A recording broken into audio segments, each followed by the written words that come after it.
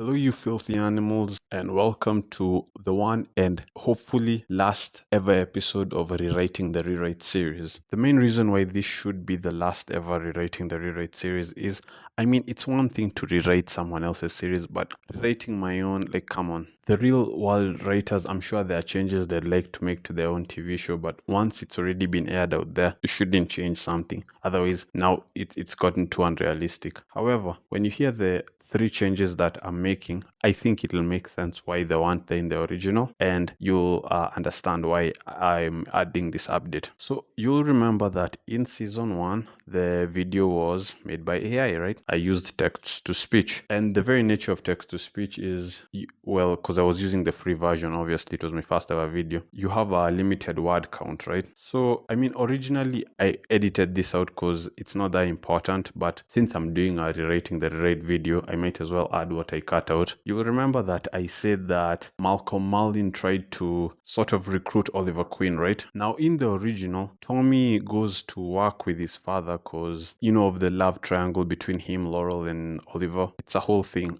Tommy's having all kinds of insecurities, and, upon his death, he even says, I am my father. It's a bit of an arc, but I had wanted to develop it more in season 1 by saying Oliver and Malcolm Merlyn kind of had a Peter Parker and Norman Osborn relationship where after Malcolm sees that Oliver is the vigilante, he kind of sees him better than his own son, right? And by now, Tommy already knows Oliver's secret, so he kind of feels insecure about it, And that's part of the reason why he goes to work with his father, He's trying to be more like him to impress him. Then part of his sacrifice will be, you don't have to be like your father. Your father's a monster, Like that scene where Oliver goes to convince Tommy that his father's a monster and is planning to destroy the glades. It can be enhanced by knowing how hard Tommy was changing himself to try and become more like Malcolm Merlyn, and it'll make his sacrifice even better when he finally rejects all that. Again, you can see why he cut it out. It's not that important because Tommy dies, but I'd like to develop Tommy just a little bit more, who knows, maybe all this will come in a big way in another season and the potential flashbacks will be really good. Another thing that I'm changing, now I'm jumping all the way to season 3, is you'll remember in the pilot episode I made up 2 characters, like the reporters, because I had a little bit of things that I want them to do.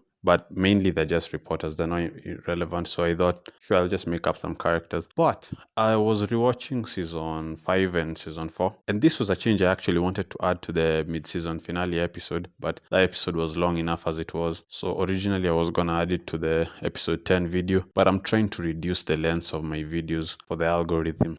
I think about that Flash video and how well it did relative to my other videos. And then I think about how long it was and how a lot of people probably saw the length and didn't click it. Like, if I want my channel to grow, I've got to reduce the length of some videos where I can. But anyway, the change is that, with DC having so many characters, I'd like to avoid making up characters where I can. And like I said, I was rewatching season 5 and it blew my mind to realize that, and actually he's also in season 4, that reporter from the pilot, the one who says Oliver Queen is alive, the black reporter guy. He's all the way in all those seasons, so why can't he be the male reporter? And the female reporter can be Oliver's girlfriend from season 5, especially since she won't exactly be dating him, because Oliver's had enough love triangles. By that time, Oliver and Dinah's relationship will have already begun.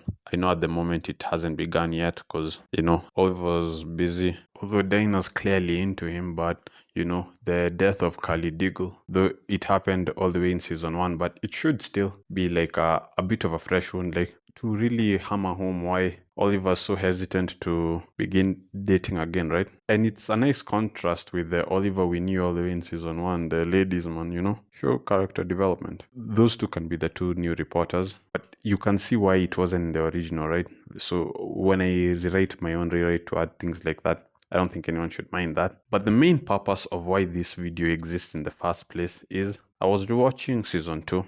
I saw some things which there are other changes I'm making, but those are the kind of mistakes that are in my rewrite which I'll fix later, right? But the primary change I want to talk about is with Cassandra lands leaving much earlier. I was rewatching The Promise, and Slade has this reaction to realizing that Sarah's still in town, and it all of a sudden made me realize that part of Slade's, rampage, he doesn't just have a beef with Oliver, he has it even more with Sarah. And my version of Sarah, Cassandra, she leaves before the season ends, so I've kind of removed an important aspect there, right? So I wanted to explain how, with the mixing and matching of episodes, how I'm gonna arrange it, right? And before I explain, a small plot hole, which I realized, funny enough, after I'd already posted the season 2 video, but I was never gonna mention it, hopefully no one noticed. But I end up saying in the episode The Promise that Slade kills Dr. Ivo, but he doesn't. He just chops off his hand and locks him up. Though I don't think we ever see him again. Admittedly, I've not finished rewatching all of season 2, but I don't think we ever see the guy again, and he's never relevant again. So you know what? Let's just say in the rewrite he did get killed, because it makes sense. Like, even if he is mad and angry with Oliver, like, no one's that mad not to know that Ivo's the one really responsible. So I can imagine that he'd be killed instantly,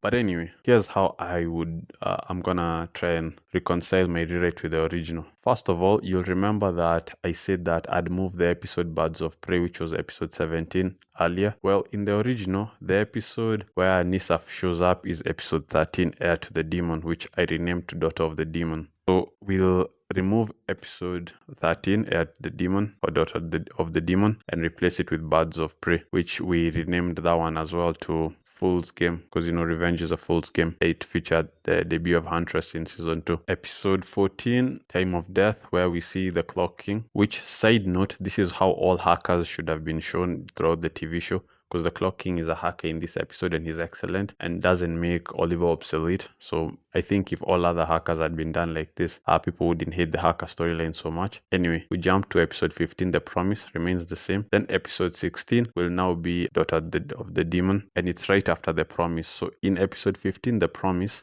Slade realized that Cassandra is in Starling City, and we can see this isn't something he'd accounted for, right? Because he genuinely believed she was dead, Because you can imagine she's been with the League of Assassins, so how would he know that she's alive? No one knew she's alive. She showed up for the first time this season, right? And you'll remember I said that Nissa is far stronger than anyone in this episode, right? Because for narrative purpose, she has to be a really tough opponent. At the same time, she shouldn't be undermining Slade, who's the villain of this season. And, Slade, in some iterations, he is considered to be a potential heir to become, the new Ra's al Ghul by, Ra's al Ghul. So it can be one of those things that's left up to the heir who would beat the other. Like, we don't see them fight, at least not in this season. I won't spoil whether or not they ever fight later. But what I'm changing is, instead of Nissa coming alone, she'll come with 2 assassins, right? You know what, let's even say 3, why not? And I want you to remember at this point in the series just how tough a single assassin was. Like, earlier on in episode 5, a single member of the League of Assassins popped in to the Queen Manor, and both Cassandra and Oliver had to fight him, and they didn't even defeat the guy, Now, admittedly, he was a bit higher in the rank, but still, like, at this moment in time, the members of the League of Assassins are supposed to feel like real threats, right? So we'll say Slade, who I think people can agree that he didn't do enough in season 2. Like, he was an excellent villain, like my favorite villain personally of Arrow. But there is a large stretch of episodes where in present day he's just not present. Now the season works because he's really present in the flashbacks, and that's what I'm trying to emulate with Amanda Waller. But you get the point, right? I think that he can straight up move to attack Cassandra, who's also a very strong fighter in my rewrite, during the events of Heir of the Demon. And we can say Nissa ends up seeing this, but she doesn't interfere, and Timaru and the rest, they come in and save and Slade catches Oliver again like he did the previous episode and says, no, I'm not ready to kill you yet, or it's not your time to die yet, or something like that, like a line just to show that he could kill him if he wanted to, but he's not gonna do it, right? Then at the end of the episode, when Nissa leaves and takes Cassandra with her, she sends those 3 assassins, kill off that guy, for daring to attack my beloved. And Slade is the first person we ever see to defeat multiple members of the League of Assassins. That, I think, works because this entire episode, it's mainly to focus on Nissa. She's the more important person in this particular episode. So I think we'll have established how tough she is. But Slade straight up defeats 3 members of the League of Assassins just to emphasize he's a tough cookie. And, fans can speculate who would win, would say, nah, Nissa would win, nah, no, Slade would win, who knows, who cares, right? And then remember that in the episode The Promise, it ends with Slade bugging the place. So maybe before the 3 assassins attack, he watches Cassandra get taken away and says, so Cassandra's run back to the League of Assassins.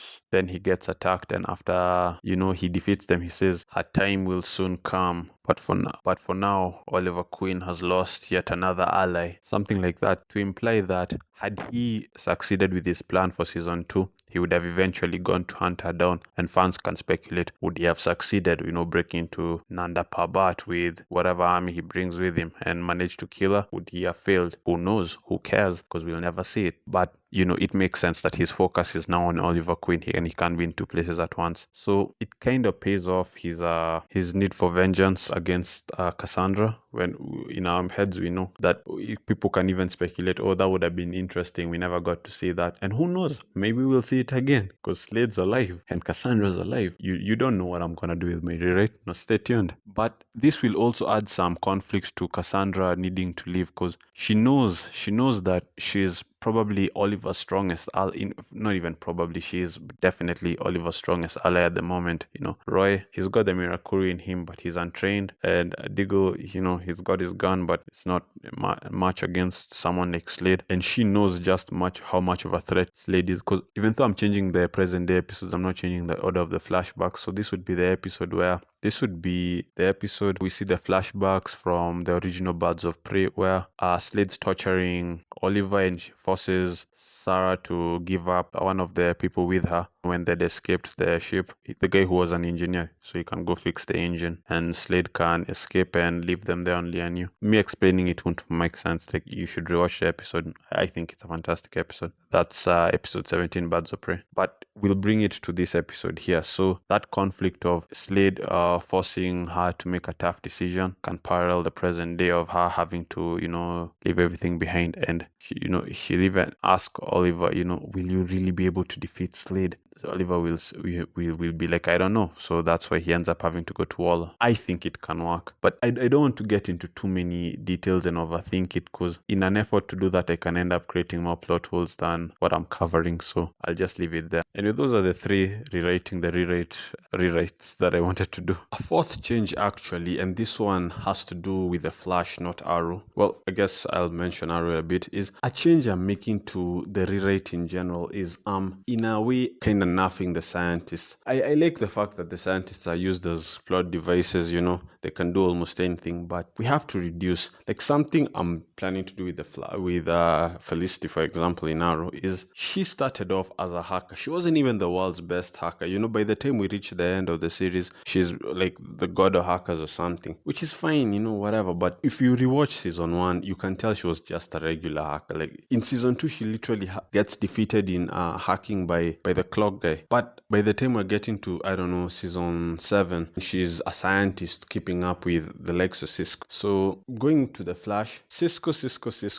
Cisco, we love him. Some people hate him. He's a fantastic character, right? And he's the top physicist, whatnot. He makes all the things. He makes all the suits as well. He's also a tailor. I think we should keep the biology things and give them to Caitlin, for goodness sake. Something that I was actually gonna say in the Flash video as an example of this point was, the beer that they make for Barry, so he can, get drunk. I thought that because I remembered Cisco making one for him, but what I was remembering was season 4 when they go for the bachelor party. So I was gonna originally say that something like that should definitely be made by Caitlin.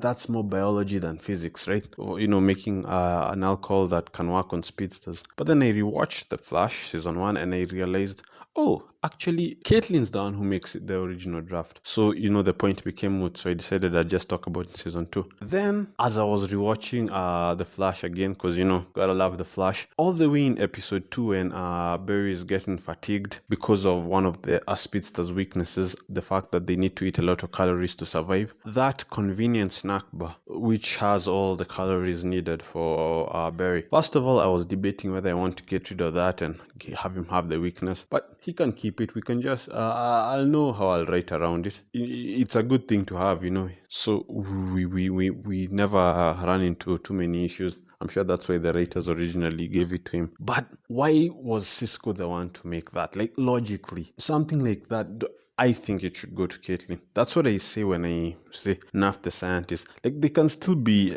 extraordinary because this is a fictional world. These are all based on comics. But like the field, stick to your field. If you're a physicist, you're a physicist. If you're a biologist, you're a biologist, If you're a hacker, you're a hacker. Like, I know some of these fields have overlap, but not to that extent. Anyway, that's all I had to say. Episode 10 is coming out this week, and then next week, Supergirl episode 1, the pilot. And then after that, I'm gonna branch out a little because the rewrites take long. So in an effort to, I don't want to take any long breaks because it's horrible for my channel. I was reading up on how to build a channel. These breaks I keep taking are completely crippling my channel. So I'm gonna branch out to a different topic, different franchise that I'm interested in. And if those videos do well, maybe I'll do other topic things just to act as placeholders. The primary purpose of this YouTube channel will forever be the Arrowverse rewrite, but I can add things in there in the meantime, Anyway, until then, hail and farewell.